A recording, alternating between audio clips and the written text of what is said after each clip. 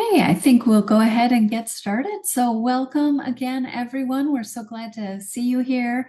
And this session is Building Community, Leveraging Teachers for Accessibility and Inclusion.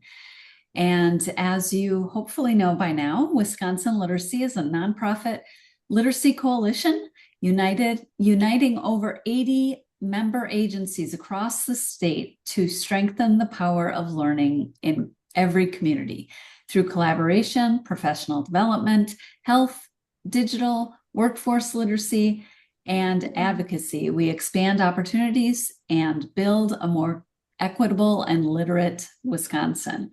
So, a few housekeeping items is just to be aware that this session is being recorded.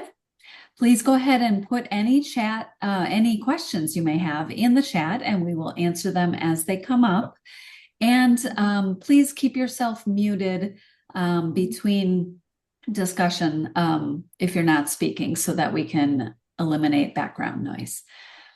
And if you've attended our other sessions today, then you know that we're kicking off each session with a mission moment. And this is to highlight the ways that together with our members, we are strengthening literacy statewide. So I would like to introduce you to Marcia, who is our Southeast Regional Literacy Consultant, and she's going to be talking about networking calls. Marcia. Thank you. Well, among the gazillion emails that you all get from us, particularly your regional consultants, a number of those emails have to do with networking.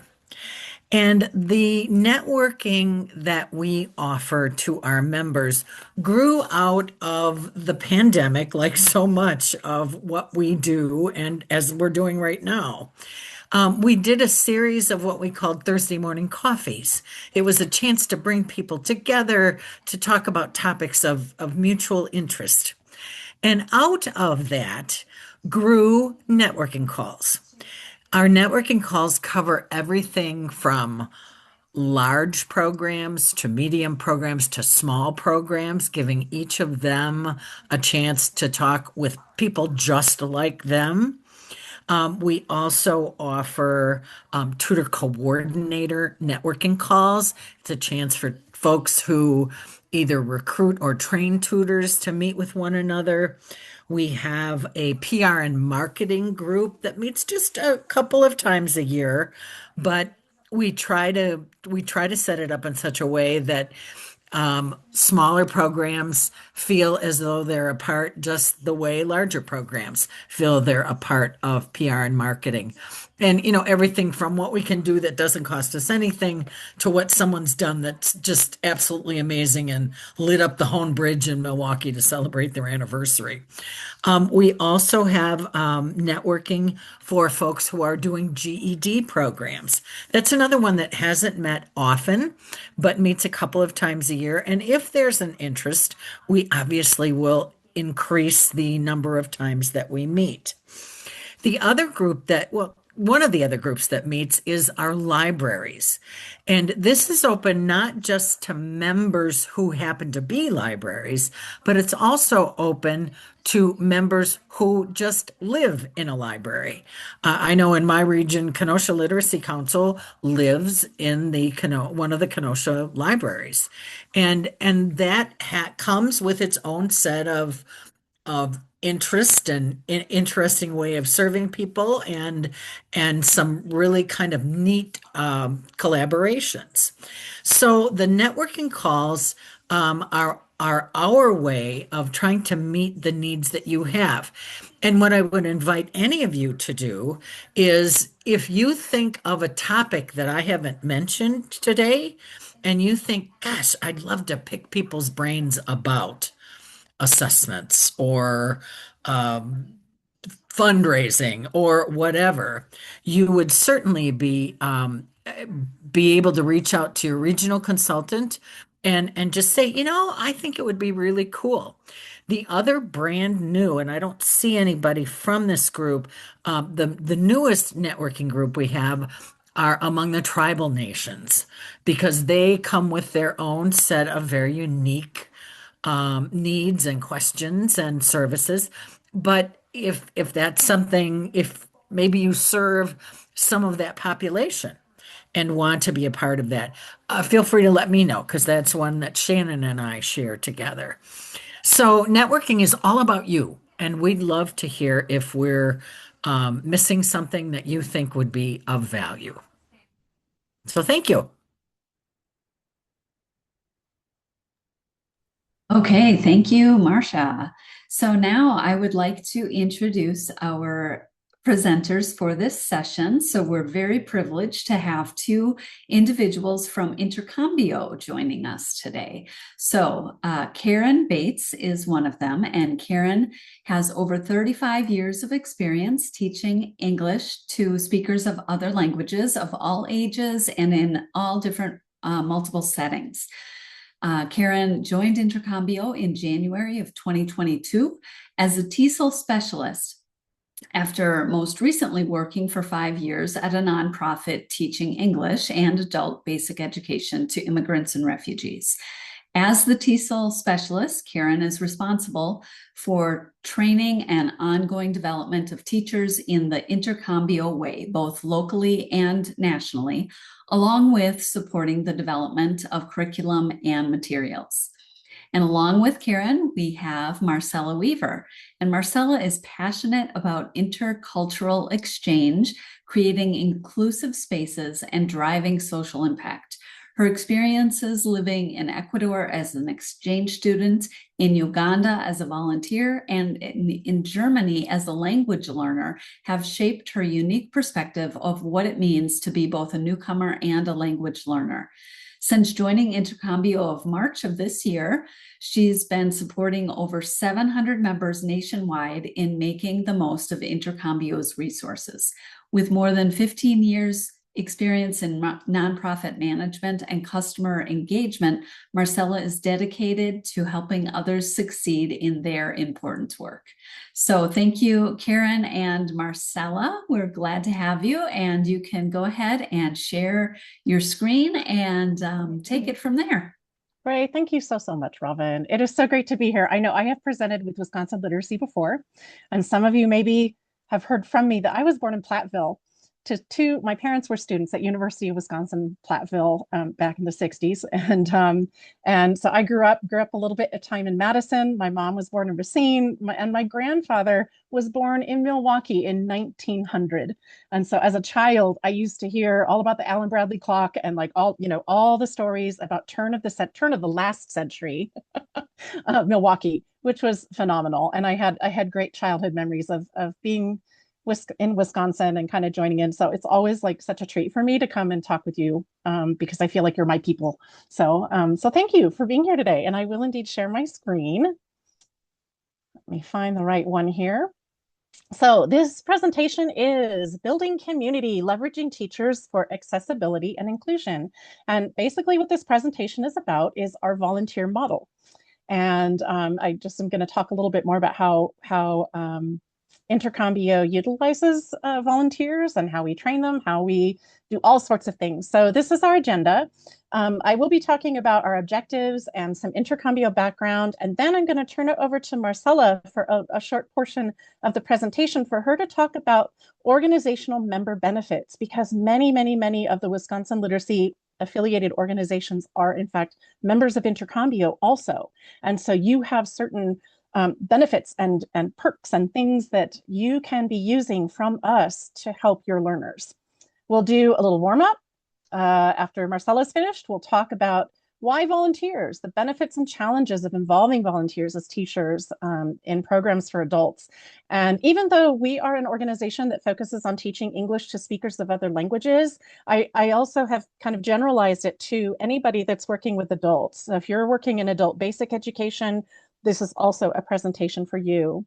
We'll do a couple activities to sort of practice what we've learned, and then there will be a closing. And I've got a little feedback slide. I know that Wisconsin Literacy also has a feedback form that they would like you to do, but we would really appreciate it if you could give us feedback on this particular presentation so we know how to aim and gear things for future presentations. So, oh, thank you, Anna. I just saw the chat. Yes, I love my Anna beer too. So here we go. I hope by the end of the presentation, you'll see the advantages of using volunteer teachers. You'll be able to handle problems that sometimes volunteers, the challenges that come up when using volunteers and programs, but also showing you proven methods to find, train, and help them so that everybody can have a really successful experience. And then I'll talk about some practical tools that make things more accessible and building community for volunteer teachers. So those of you who've been working with Intercambio for a long time have probably heard our mission statement before. I'm just kind of curious, how many people here, if you want to put in the chat or just raise a hand, somehow indicate are currently working with Intercambio materials? Is there anyone here that is using Intercambio currently? I see a couple popping up in the chat here. Wonderful. Okay, and not some people. Well, good. We'll be introducing Intercambio and what our materials are and so on. But we are an organization, a nonprofit organization that wants to bring English learners and community volunteers together in language classes and gatherings to build skills, confidence, and life-changing connections. And that's not just for the English language learners in our case, it's for the volunteers as well. We want our volunteers to become more culturally competent. We want them to grow in their confidence of being able to teach English. And we, hope that they will increase their skills in learning how to work with people from other countries. So whoops, let's go back. Sorry, I got trigger happy with the forwarding there. This is just a little bit about the Intercambio pathway. How did we start? We started 25 years ago. There were a couple of college guys, Lee Shanis and Sean Camden at CU Boulder in Boulder, Colorado, where I'm located now. And they had this great idea to say, hey, why don't we start something in our community where we are bringing English language learners and trying to integrate them more by using volunteers in a very purposeful way. So it wasn't, just to maybe find an inexpensive, source of teaching English. It was really because we wanted the community to become more integrated and get to know one another. And English language teaching seemed like a really great way to do that. So they started with some one-on-one volunteers, mostly from their family and friends who joined, and then grew and grew and grew. And we released the Immigrant Guide, Pronunciation Fun with Pictures, which are some of our materials, and our initial curriculum between 2008 and 2010.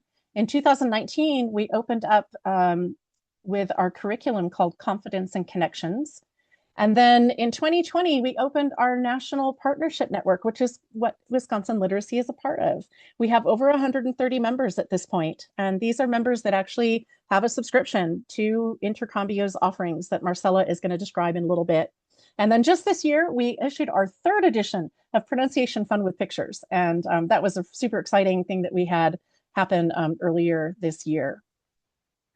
So here's a little bit about what we offer. I'm just going to do this very briefly because Marcella has more to tell you. But we do have a very volunteer-friendly curriculum for adult English language learners. And so it's something that we realized was really necessary because a lot of the materials that are currently out there are more geared towards people who might have a more professional teaching background in teaching English to speakers of other languages. Another thing that we have is an online platform. We teach one-on-one English online. And so if you have volunteers that want to have an online experience, we actually do recruit from all over the country to match a teacher with a learner anywhere in the United States. And then the annual membership options to join the Intercambio network. And we've got members from 27 states in the country now that are doing similar work to what you are doing. And so we've got these resources and so on that Marcella will talk about. So let me just do a couple introductions. I believe on the call is Amanda Perez. So Amanda, do you want to wave at everybody and say hi? Okay, Rachel, she's the former director of product sales and national network. And many of you who've been working with Intercambio for a long time might know Rachel and have talked with her before. She is helping to transition as Amanda, who is our new Chief Products and Programs Officer, is taking over and helping us develop strategies for growing the Intercambio program. Marcella is joining me here. She's going to be speaking in just a moment. And then I saw Megan. Megan, are you in here? I thought I saw Megan Wright. I don't know if you want to just turn on the camera and wave at everybody if you are here. Oh, there she is. Yep. Okay, so welcome to this product sales and national network team. And I'm going to stop sharing my screen and let Marcella take over at this point. And she's going to tell you more about what we have to offer. Great. Thank you, Karen, so much for that great intro of our new team.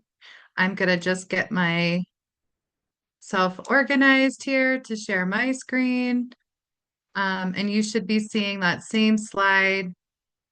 So I'm going to just do another quick kind of intro of myself and let you know that, well, first of all, I'm so glad to be here today. It's such a joy to get to spend time with Wisconsin Literacy Affiliates. We do, as Karen mentioned, have so many of you in our network. We've got 29 of you. So I've seen some familiar names in the scroll here. And as the customer success manager here at Intercambio, the bulk of my role really does consist with engaging with our network members. And just supporting anything that you might need in terms of helping you access materials, navigate your network onboarding, or just re-familiarize you with what's available in the network, and make sure that most of you know where all those resources can be found and the training's available at your fingertips. It's really one of the greatest joys of my life that I get to be here helping you. I tell people this all the time. I get to help people, all of you who are helping people, our volunteers and our teachers, who are creating positive change in our communities through English classes with our immigrant neighbors, and they are our learners. But it's such a beautiful exchange of humanity, and I'm so proud to be a part of it. I also do lead some sessions to help teams better understand our Confidence and Connections curriculum and the network benefits specifically. Earlier this year, Karen and I did a joint training with 15 program coordinators at the Los Angeles Public Library. And I've also trained other groups. Specifically, one of them was 12 volunteers from World Relief in Baltimore. And this Friday, I get to have my first in-person training. So it's truly a pleasure to be here today and get to share some more about our network with you. The Intercambio Network exists specifically to help organizations run strong, effective ESOL programs. We do this by offering coaching, training, practical, modifiable tools, and a welcoming peer community. It's how we bring our vision of a connected community and world to life. While we connect English learners and volunteer teachers through our own classes, both locally and nationally, thanks to our online classes, the network itself expands that impact even more on a national level, connecting about 130 member organizations who are running English programs in 27 states. So we've got over 1,000 people that we can reach out to who are related to those members, those 131 members.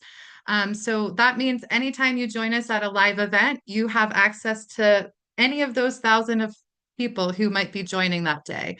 Now, full transparency, we usually have about 20 or 30 people on, depending on what the call is. But we do have just such an amazing network here.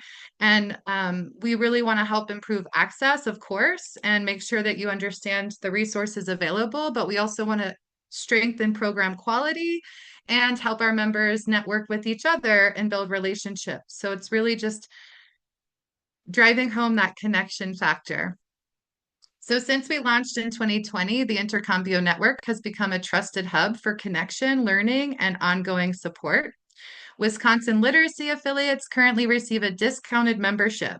As I've touched on already, our network members have access to ready-to-use tools, live learning opportunities, professional development, and a community of peers who truly understand the ups and downs of running ESL and ESOL programs. The network is not just about resources, it's about connection. Every month, we host live events where members share ideas, celebrate wins, and support each other through challenges. This is a space where volunteer teachers, tutors, program directors, and coordinators can all grow, and where your students will benefit as a result. We offer different levels of support through the network, so programs can choose what fits your needs best, whether that's hands-on coaching and online training, or if you just want access to those bonus materials and resources and this amazing community. And the QR code that's here will send you to our member benefits flyer, which really breaks down the difference between our two different levels. And I'm going to illustrate that a bit more here on this slide.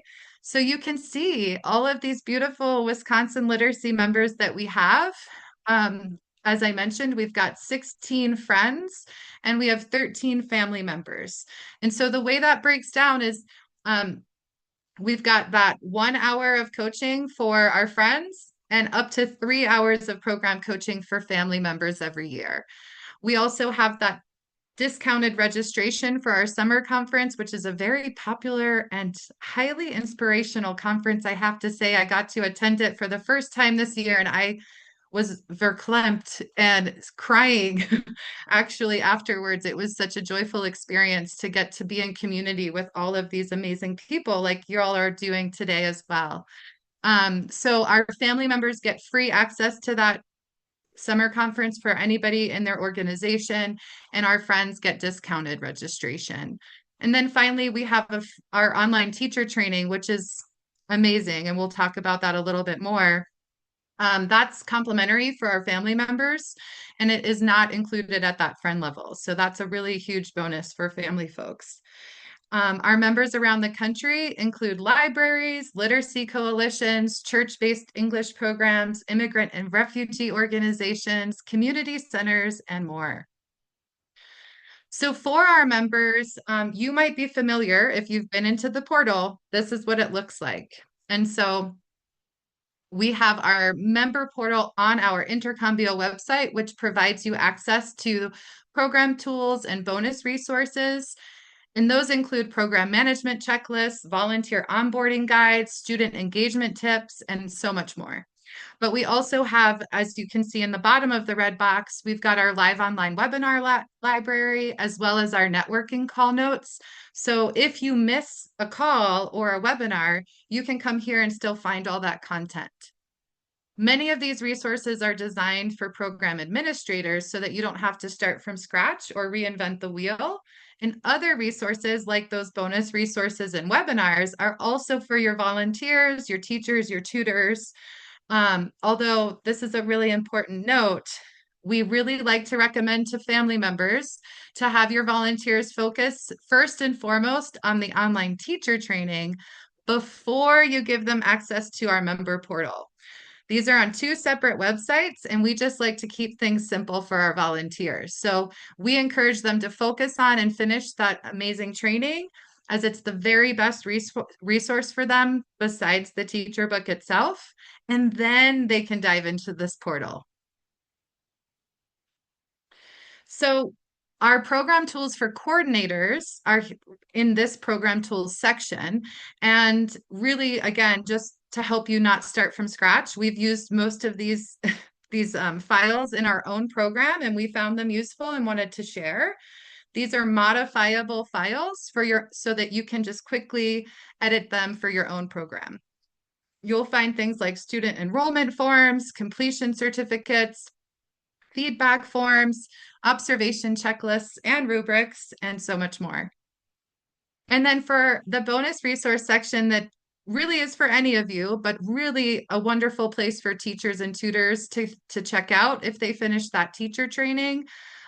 These materials include some amazing book club resources, which are obviously for our advanced learners who are sometimes you have folks who go through the whole curriculum and then they're still wanting to come, and you might have a volunteer who couldn't do weekly classes but could handle a monthly book club or a bi-monthly book club. So there's facilitator guides, which is really awesome.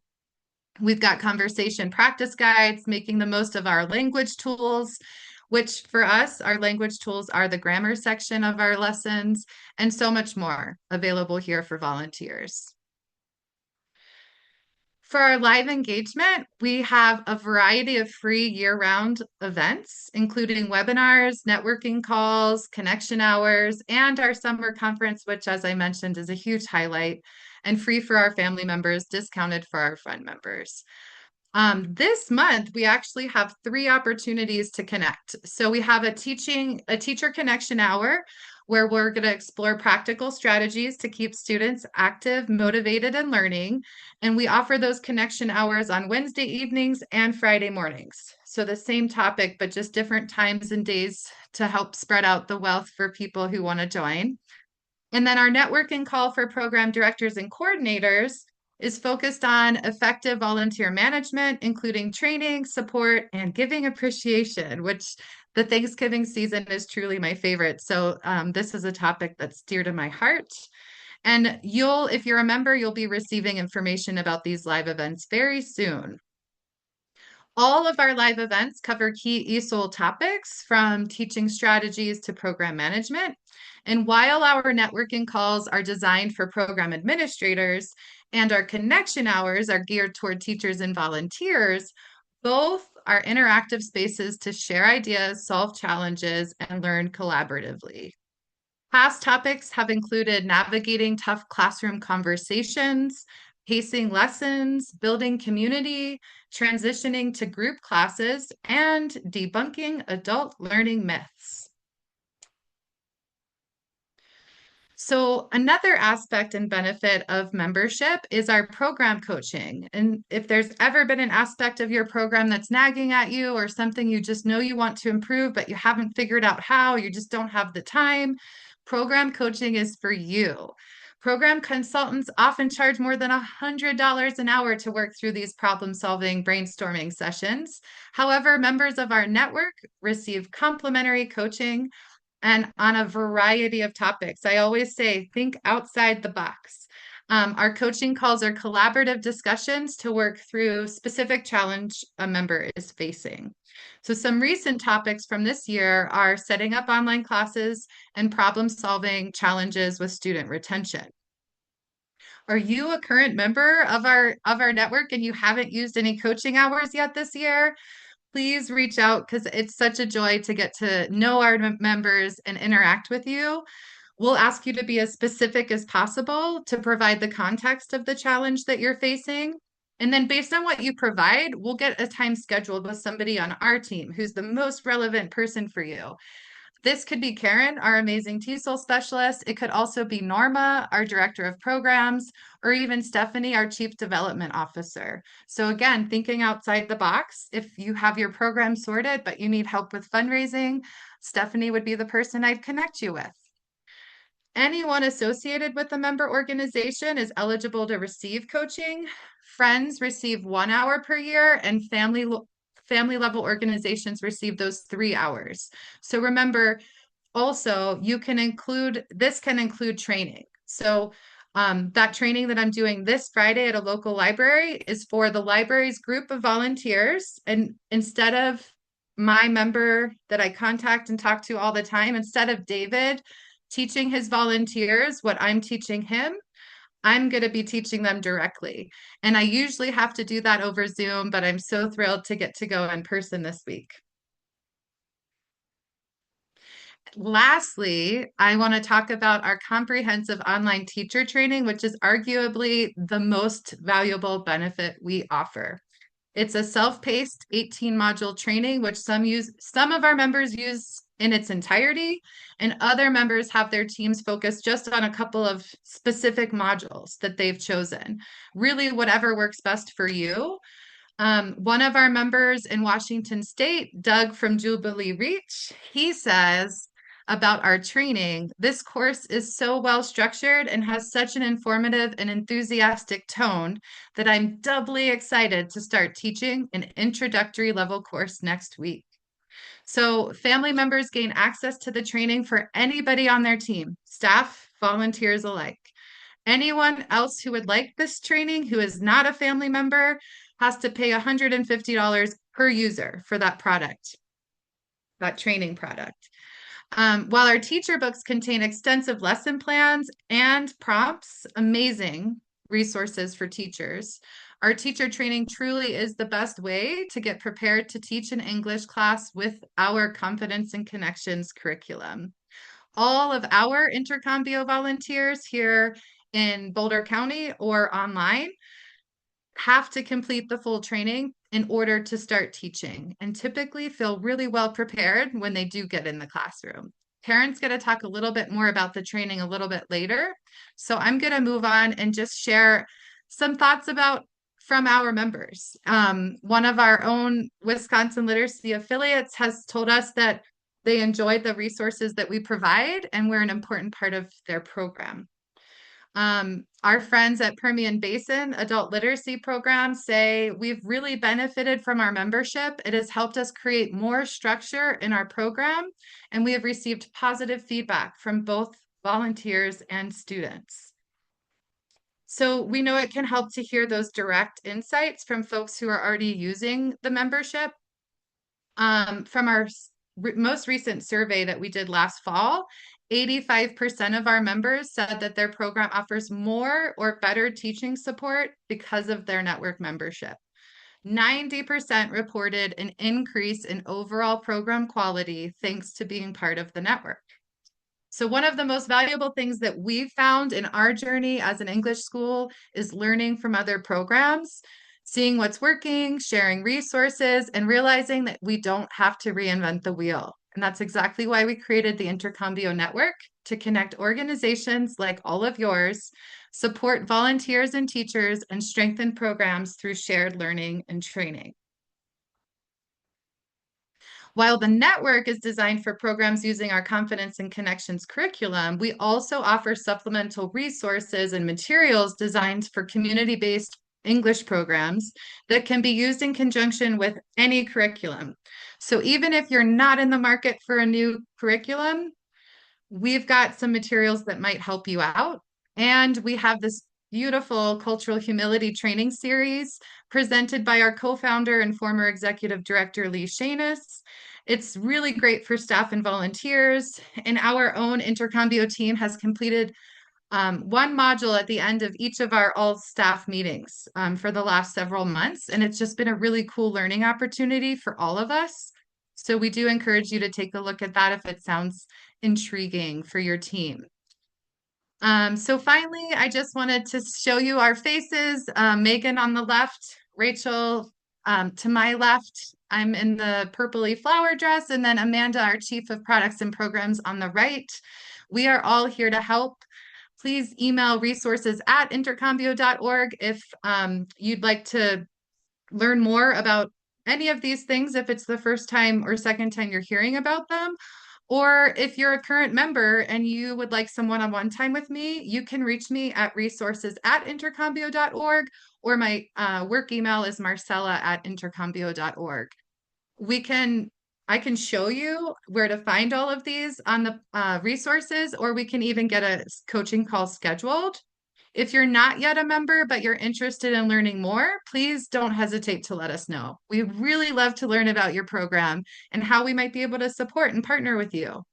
We'd be truly honored to welcome more Wisconsin Literacy affiliates to the network, and we have a special open enrollment period for our Wisconsin Literacy friends, and that's starting January 1st through the end of February is when you can sign on to become a network member with Intercambio. So I'll look forward to hearing from you, and I really appreciate all of you letting me join you today. Great. Thank you, Marcella. And if you could, yep, there we go. I'll share the screen here. All right. So yes, please do connect with her if you've got questions. All right. Let's talk about volunteers. Okay. These are some of our Intercambio volunteers. And what I'd like to ask you now is if you're willing to unmute and speak, that would be great. Otherwise, just put something in the chat. I would like to know if your program currently is involving volunteers. If so, what your experience has been with those volunteers, and what are some of the benefits or challenges of involving volunteers? So is there anyone who'd like to unmute and let me know? And I'll keep an eye on the chat here too.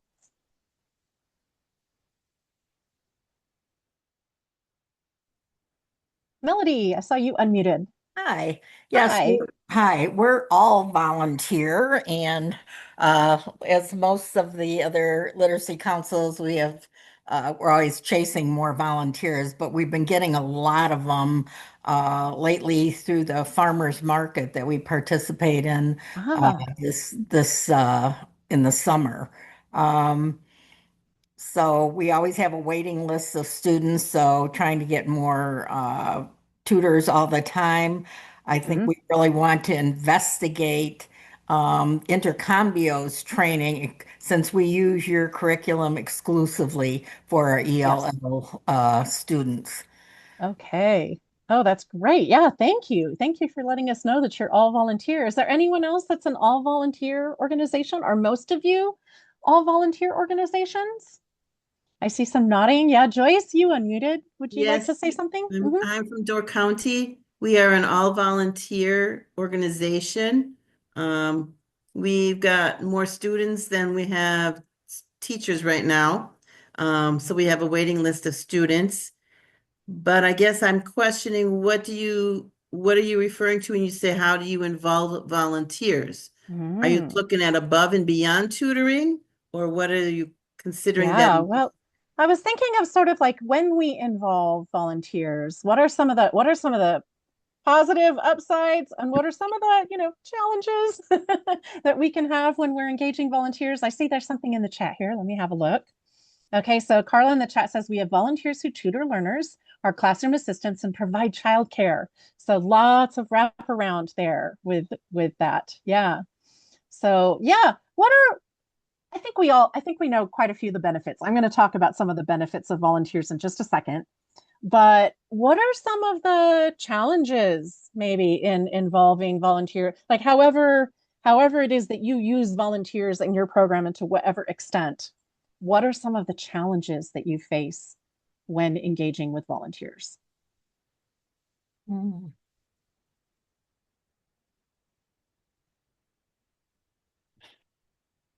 I Joyce, you will want to chime in? I Yeah. will say we have discussed challenges as far as we seem to be scattered throughout the county and we don't have a common thread between all the volunteers.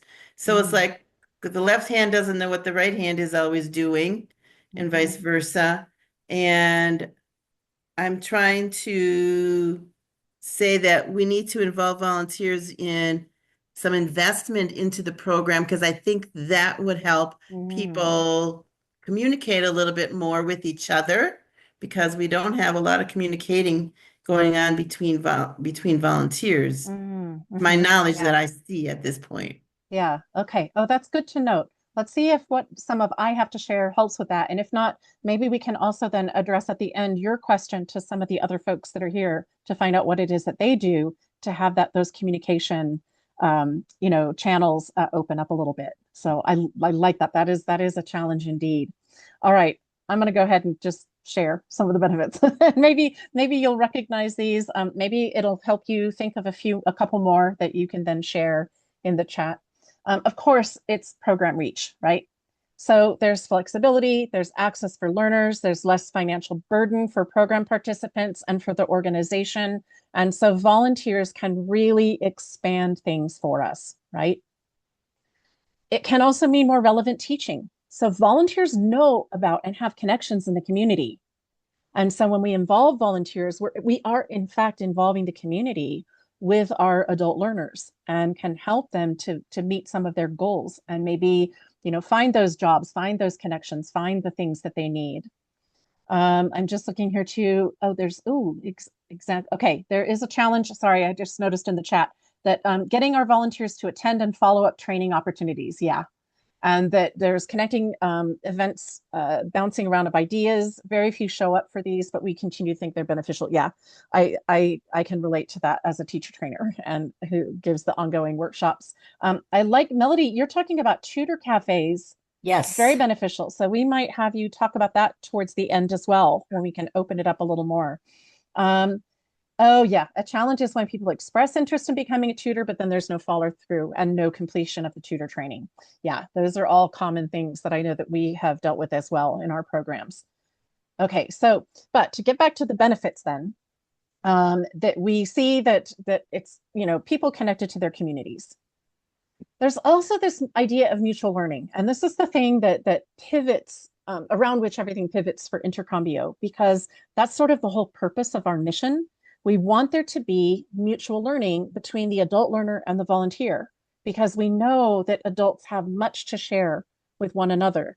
And we kind of want to take the model where, teacher's here and learner is here, and we want to flip that and put them side by side so that the volunteer is learning as much from the student as the student is learning from the volunteer teacher.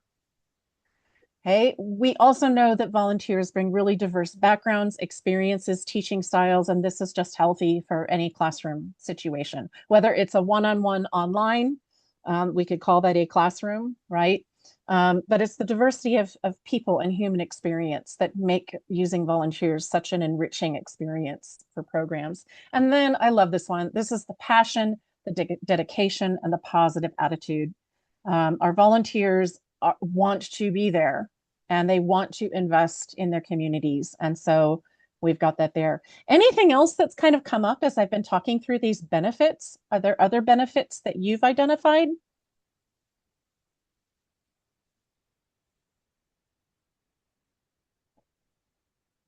Okay, well, we'll kind of push pause on that. Maybe something will occur to you as we move forward.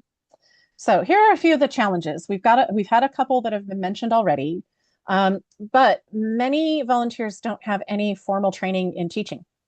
And so this sometimes, maybe it's someone who's been working in engineering for a number of decades, has all kinds of great math experience, could be working with someone on GED prep for mathematics, but may not have had any kind of training in how do you teach adults, right?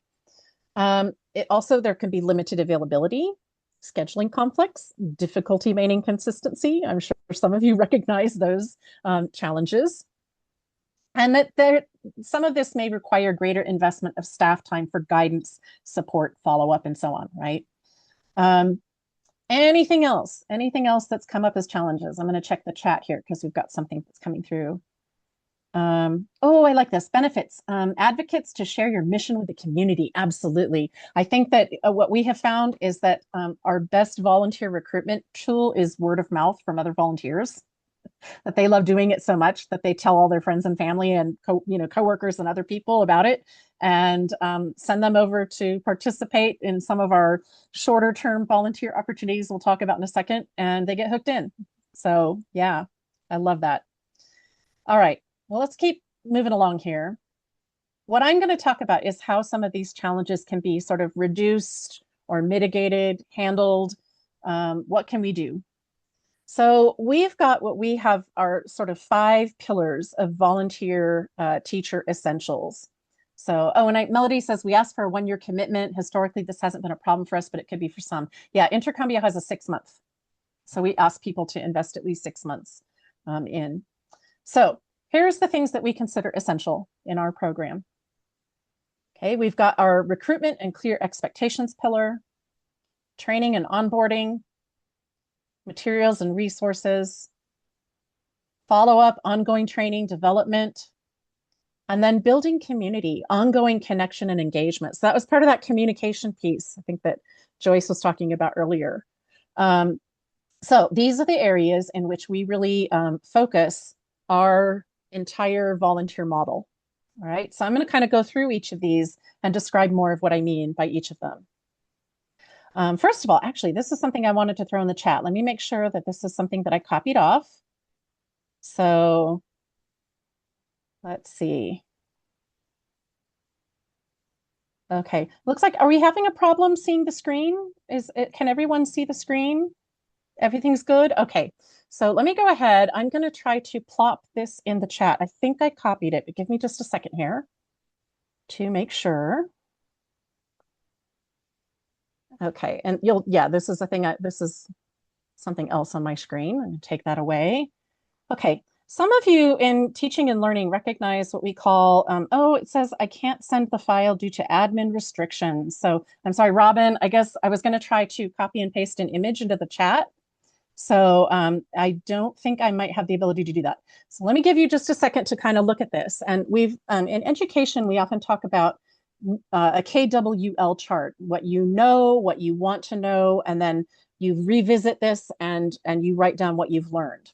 And so what I would like you to kind of think about in this moment is, what is it that you're already doing now in terms of recruitment, training, onboarding, providing materials and resources, doing any kind of follow-up, and then that community connection and engagement piece. What are things that you are doing right now? And I would like you just to kind of, this isn't something we need to talk about in a longer workshop. I would workshop this out with you, but this is more of just a presentation today. But I'd like you to think about and have in your mind, all right, this is what we already do.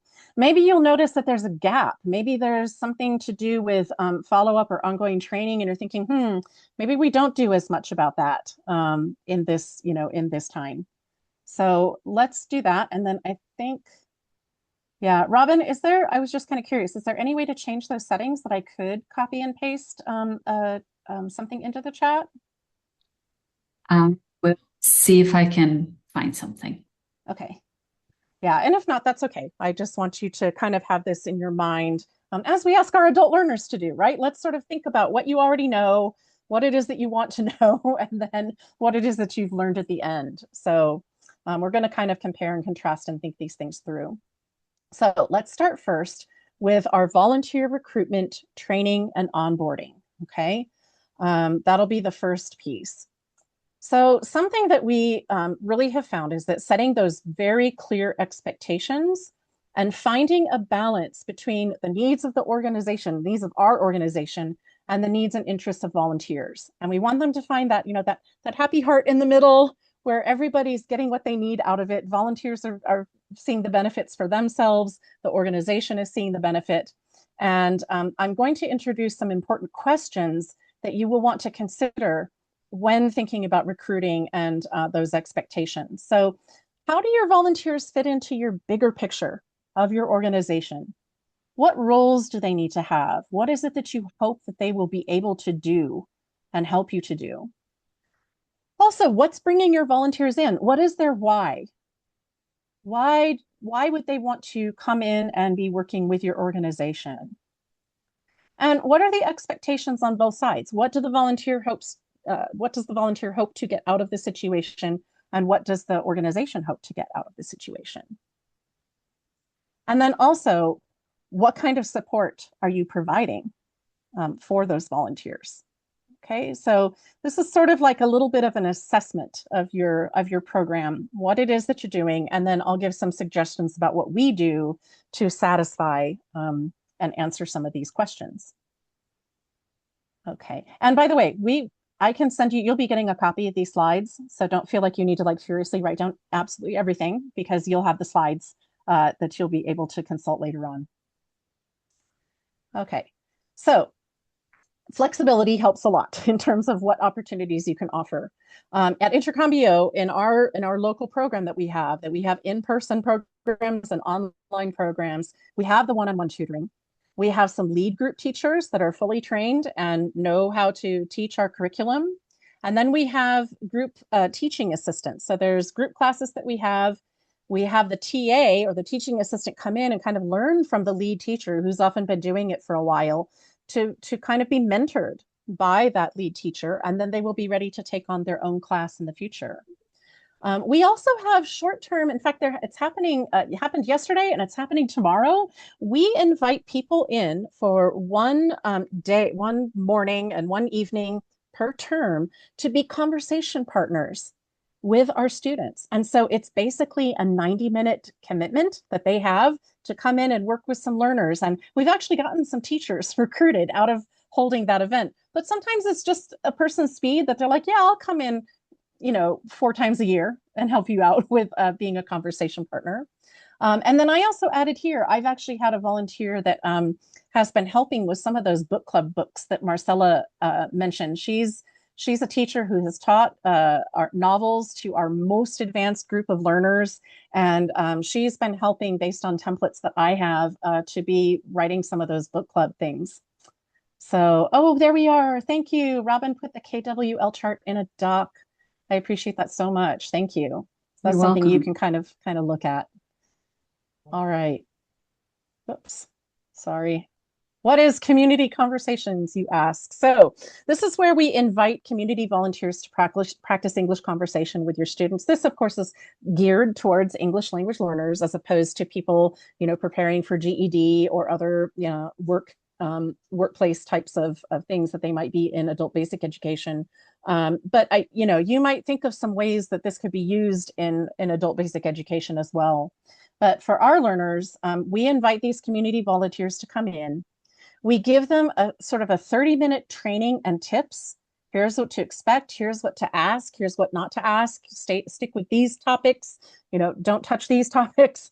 And we give them some handouts that they can have that will help prompt questions that they can ask in their conversation rounds. And then we pair them up with 1 to 3 students to have English conversation in kind of a speed dating cycle. So in 1 hour, we have 15-minute rounds. And so they're, switching between groups. I've got some pictures here of our actual conversation events. So you'll see they're matched up, having a conversation, moving on. And then we rotate, that 3 to 4 times and have a little debrief at the end. So we often do this from around 10:30 in the morning in our morning classes, 6:30 in the evening. And that first 30 minutes, between 10:30 and 11 or 6:30 and 7, we do that orientation, and then fully from the last hour of the students' class. So from 11 to 12 in the morning or from 7 to 8 p.m., we do the rotations, and then we have the volunteers stay for maybe 10 minutes after the classes are finished and the students have left. And we say, okay, how did that go? And we've got a survey for them, and we kind of debrief. And most of the time, people are just astounded at how much they really have loved working with this community conversations. So the next thing we want to talk about is, who are your volunteers? This is something that you can do as an organization to help focus on how you might recruit more volunteers into your program. And so you will examine some what we call volunteer profiles.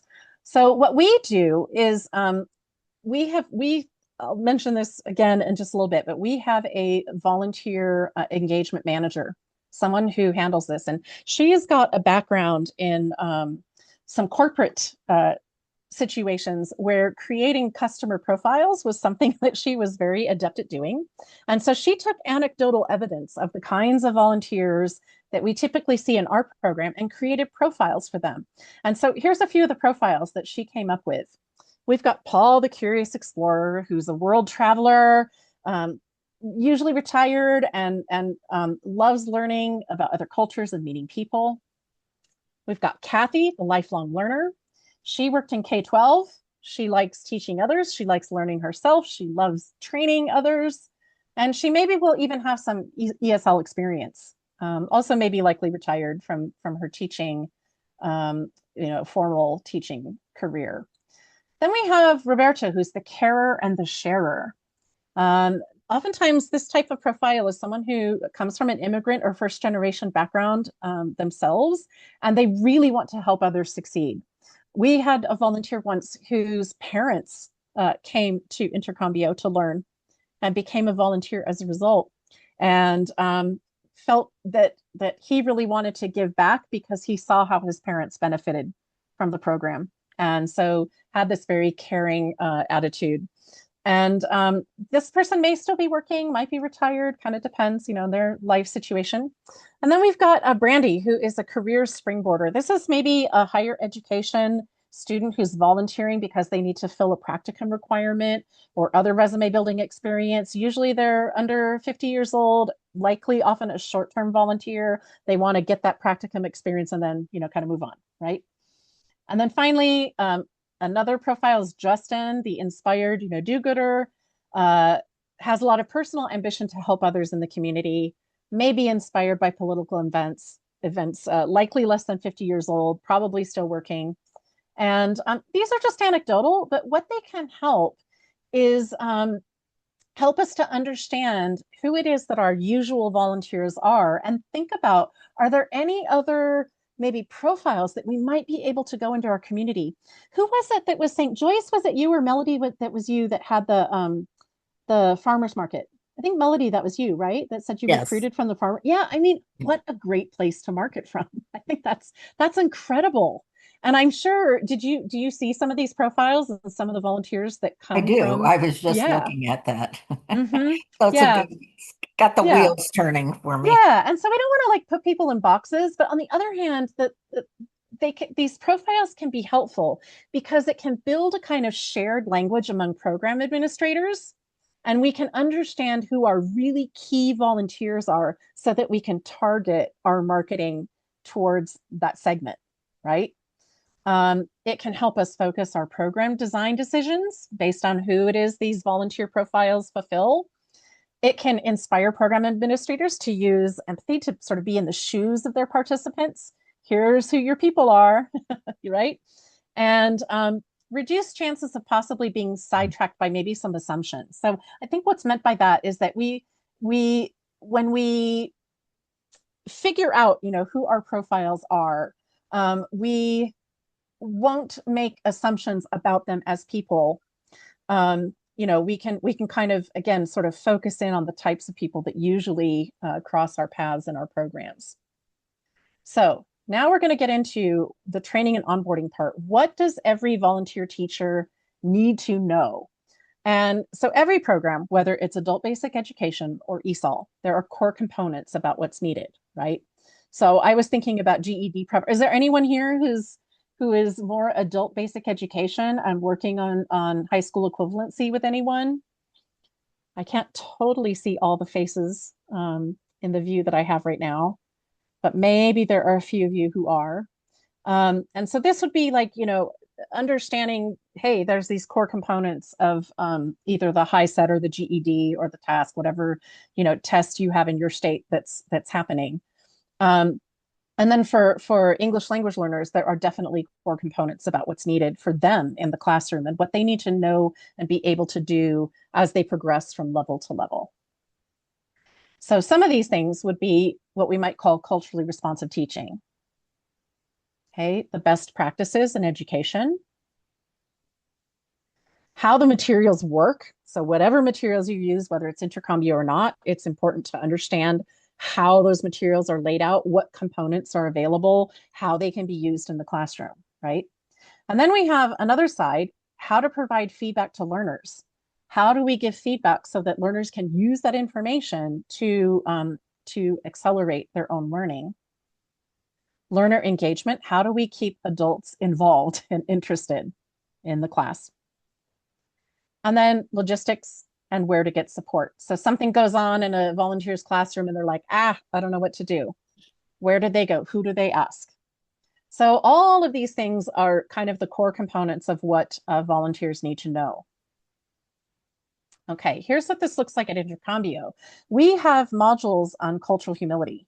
So that same course that Marcella mentioned earlier that you can purchase, we actually do a mini version of that for every single teacher who encounters the teacher training. And we talk about how it's a mindset of continual learning, reflection, curiosity. We also want to tell them how the curriculum works. We've got several sections. Those of you working with Intercambio know, we've got a lesson and then we've got different activities, and those activities are building up to connecting the students with conversation. And so we want them to understand. We have a lot of video examples of different teachers teaching one-on-one, in person, online. How to make corrections with an adult learner. That's how English language learners improve, is by receiving helpful feedback and then practicing over and over to kind of get those files embedded into their brains so that they're able to automatize the automatic with their speech. Hey, we need to know how adult learning is set apart from learning in childhood, especially for a lot of those K-12 teachers. It's helpful for them to understand how learning for adults might be similar to learning for kids, but that it's also set apart from what we do in K-12 learning. We give a demonstration language lesson in Portuguese so that our volunteer trainees really can be put in the shoes of what it's like to be a language learner. And then also the importance of modeling, repetition, and feedback for adult language learners. We have them meet with the various program managers to get specifics about their particular assignment, whether they're a group teacher, a one-on-one in person, a one-on-one online. And then I love to say this in training. It is not what you know, it's how you are. And that is a key for volunteers. That it's great if they have this wealth of information. That's wonderful. That's amazing. But it's also how they make connections with learners, because connection is a kind of make or break thing for adult learners and for retention, especially. Right? Is that what you find? Do you find that too? Connection is important. Yeah. All right. So here we are. These are just the examples of what I've just talked about. We've got the cultural humility, demonstration, language lesson, information about adult learners and adult learning, video demonstration, and then the different parts of the curriculum. So as that member, when Marcelo was talking about the membership before, right? If you are a family member, you have access for all of your teachers using the curriculum to this training.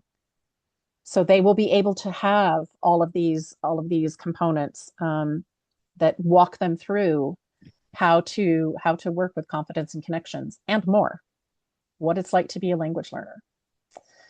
Okay, materials, resources. So I've got something for you to do here. If you have your phone, I would like you to get your phone and scan the QR code.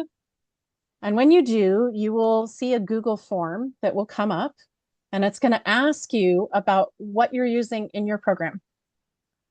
So I'll give you another second to do that. I think, yeah, I do have, let me, give me just a second here so I can get this link, and I will put the link in the chat in case you are not able to do the QR code. Okay, so that's in the chat now. And then I'm going to show some of these results. Maybe. Like, oh, there we go. Okay, so this is what you'll see on your phone if you answer, and then we've got responses over here. So I don't have any responses yet. So go to that link and check some of those check boxes. Does anyone want the QR code again? Okay, I see some people nodding yes. So let me put that up, and then I'll switch out of this in just a second. So there's the code.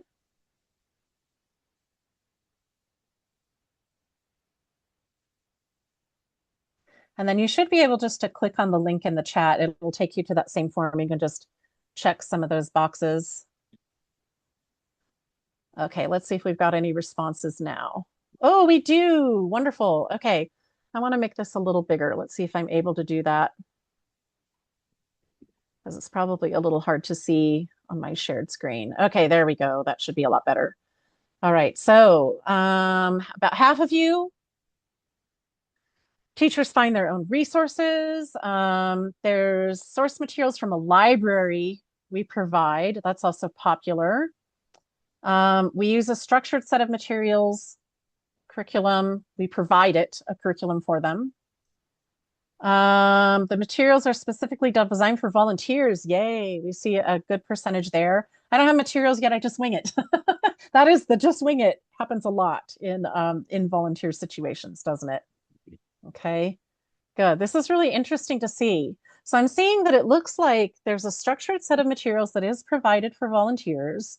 But there's also like libraries of materials that you have. And then I like this one was the one that says the materials are primarily designed for formally trained professional teachers. I kind of like seeing that that's 0, because it is really helpful to have materials that are very much geared towards people who maybe don't have a background in teaching. Okay, so thanks for interacting with me in that. So here's some information that we have for you about ideal materials for teachers, right? You want to check and make sure that those materials are sharing best practices in adult education. They're step-by-step.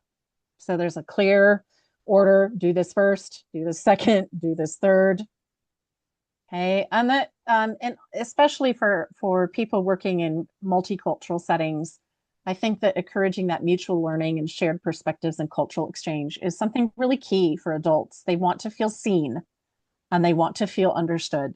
And the more we can help volunteers understand that, the more successful program we will have. Okay, they're structured, but also flexible. So, there's something that's got a very predictable pattern to it, but there is some flexibility to meet the learner needs. And then also are versatile for in-person, online, group teaching, all kinds of different scenarios. So this is a little bit about Intercambio's material. So those of you who aren't as familiar, the qualities for adult English language learners, amongst other things, I just picked out a couple. There are all kinds of reasons why this is truly, as you heard at the beginning, I've been in this field for over 35 years. I have taught out of every imaginable curriculum that there is for English language learners. And I really, really genuinely love Confidence and Connections. And a couple of the reasons is that the student book is something that I call, it's not precious, meaning it's approachable. It looks like a workbook. It has paper that is easy to write on with pencil and erase. It's not those fancy glossy pages that so many English language learning curricula have today, where a student, even, if they're using pen, it often smudges because of the gloss. They're beautiful. They have beautiful photos. They have beautiful layouts. They've clearly been designed by, multiple graphic designers, and they're gorgeous looking, but they're precious, right? And the thing that I truly love about Intercambio's, approach with the student books is that they're inexpensive and they can be written in, which I think is hugely important. Also, there is a super structured, predictable order of activities, and it's covering what we call just right materials for one lesson in a 90-minute to 2-hour session. So if you've got, teachers that are only meeting for an hour with a student one-on-one, let's say, we might recommend that they teach, 45 minutes of the curriculum and maybe do 15 minutes of kind of interactive activities together as a warm-up and as a closure, and then do half of the lesson one session, half of the lesson the next session. But ideally, we've got adults that are working for around an hour and a half. And we've got a whole schedule where they can go through one lesson, start to finish, which is great in adult education, because I don't know about you, but when I was an adult educator in the immigrant and refugee program that I worked with, I never knew who was going to show up from day to day. I had a lot of students who would be absent. They would miss the stuff we did in the class before. They'd be kind of lost the next day with the curriculum I was using. But what I love about Intercambio is you do one lesson in a class session, and then whoever missed that day, they just carry on and go to the next lesson. Maybe they'll have an opportunity to kind of review the information and the thing that they missed, but they know that they get something from start to finish, in one session. Now, the teacher materials have step-by-step instructions with call-outs to guide the activities. I was just helping an Intercambio staff member today. She is going to be a substitute teacher next week for a teacher that needs to be absent. She works, she is our grant writer, and she's done her training. She knows the basics of it, but I walked her through and was like, pay attention to these blue boxes. They will give you ideas on what to do, when you're in the class. And she was like, great, this is amazing. Let me, I'm going to go do that next week, and hopefully she'll report back with positive experience. There are also supplements at the back of each teacher book to promote student engagement. So if you've got teachers that are like, I don't know, I finished the lesson early, I don't know what to do. Well, the teacher book has all that information in the back. Okay, what about follow-up, ongoing training, development? Here's the things that we do. Some questions to think about. How often do volunteers need or want communication? This was the communication piece we were talking about before. And you do have to think about how do we do this? Do they need it? Do they want it? And if so, how do we do it? How often do volunteers need or want ongoing training and development? That also came up in the chat, right? There's a lot of people who probably need it, but then don't show up for those things. This happens all the time. And we just persist, right? How often do we want to provide the support? It's intensive to be providing the support in terms of training and development and communication to volunteers. A lot of times you need someone whose job is dedicated to doing that, right? So we do have, as I said before, a volunteer engagement manager. It is her responsibility to recruit and go to recruitment events, figure out ways to connect with volunteers and get them to sign up and finish our training. So we do also, in addition to our teacher training, we run regular workshops. We've got our summer conference, the connection hours that Marcella mentioned earlier. We have a teacher book club. So our volunteer engagement manager, once a term, so our terms are about 8 to 9 weeks, so 4 times a year, we read 2 fiction and 2 nonfiction books, just like you might do in a book club. And it's really fun. In fact, last year, I remember attending the book club presentation through Wisconsin Literacy last year. Did anybody attend that presentation last year about the book club? It was so great. We just talked about books that we liked for the whole time. It was wonderful. Actually, it was February. I think it was the February training, the winter training. It was great. And we've had so much fun. I usually participate as well. I read the book and we meet up with the other volunteer teachers who've read it and we talk about it. We have other meetups that we do. We're going to be having a volunteer event coming up on November 19th. It's a big potluck and we're going to have some music and we're going to have we usually have some kind of appreciation gift. And that sort of leads also to our appreciation events. So I think that the more that you can involve volunteers in coming together as a community of volunteers, maybe some of those communication problems will start to become alleviated as they know one another, as they have a chance to meet and mix and talk to one another as volunteers socially, right? So all of these types of events can build that type of community. Okay, so I just want to share some outcomes. We are really used to looking at student outcomes, and we've had some pretty good ones through the years with how students feel like they can speak English more, they can understand English when they meet with their doctor or child's teacher, they are speaking English at work, all kinds of positive outcomes for students. But we've actually looked at outcomes for volunteers as well, which is something you might want to try if you're not already through surveying. So these are some recent statistics. It's been a little while since we've surveyed the volunteers and put some information, but this is kind of consistent through Intercambio's history that volunteers feel really prepared to teach once they've done all of our training, engaged with us through that process. And they grow a lot in their understanding of their language learners and the positive and negative experiences that our language learners in the United States experience. They are regularly learning from their students about their culture, their cultures, their perspectives, their views on life. And they report that they've also talked about racism, discrimination, or biases with their students, that's kind of gone up the more they work with students, which can be important. It's something that our language learner, our immigrant population, they experience some of this. And so it's helpful for them to have someone that they trust to express and talk about what they are experiencing. And then there's also volunteer teachers reporting having more English language learning friends. They get used to hearing an accent and get used to, talking with slowing down a little bit without, sounding patronizing or yelling, and they figure out how to be a cross-cultural experiencer, right? And what they can do with learners.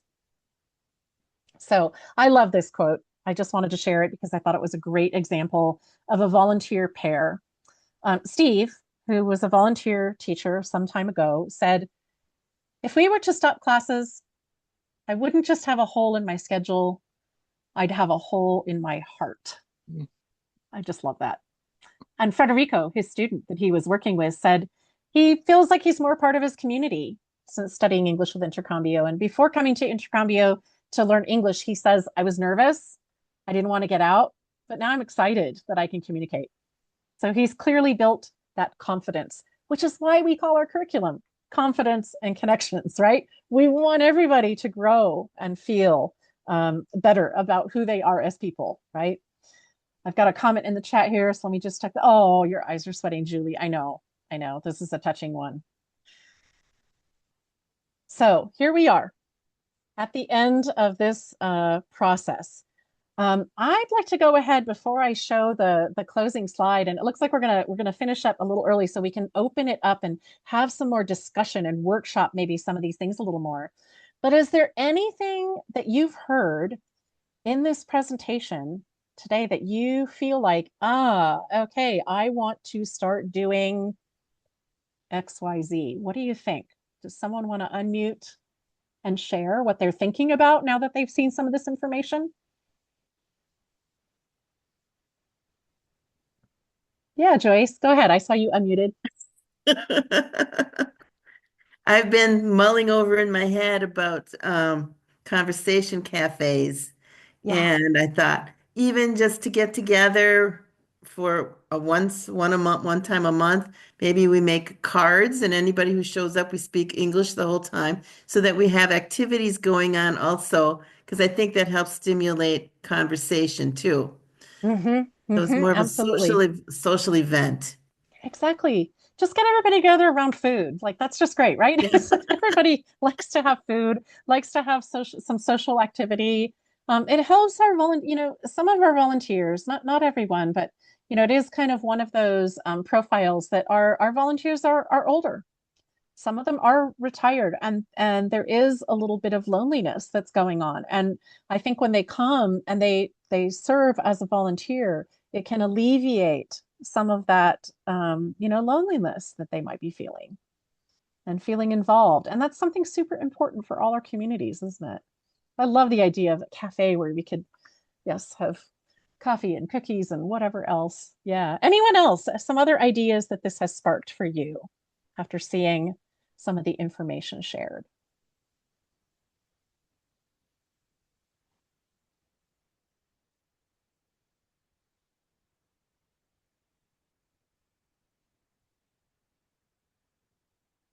Okay, I did my good teacher wait time, right? Wait, count to 10 after a question. All right, well, let's go to this then. This is the Intercambio feedback survey.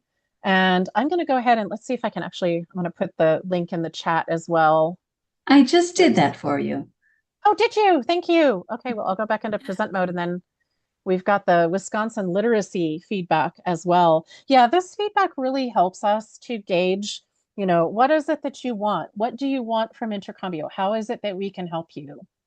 So, yes, thank you so much, Robin, for putting that in. Okay, and then we've got our once you complete this meeting with Wisconsin Literacy, there will be a feedback survey from them that will come up that I know that they would appreciate you doing. So let's open this up. We've got a little bit of time. Thank goodness.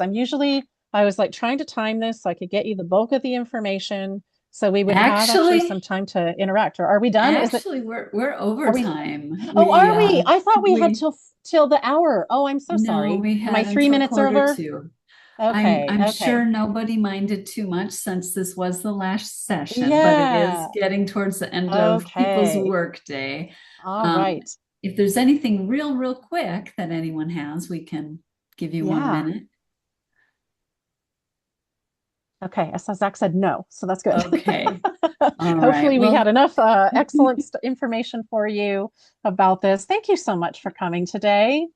I really appreciate your being here. Thank you for listening to what Marcella had to say about membership benefits.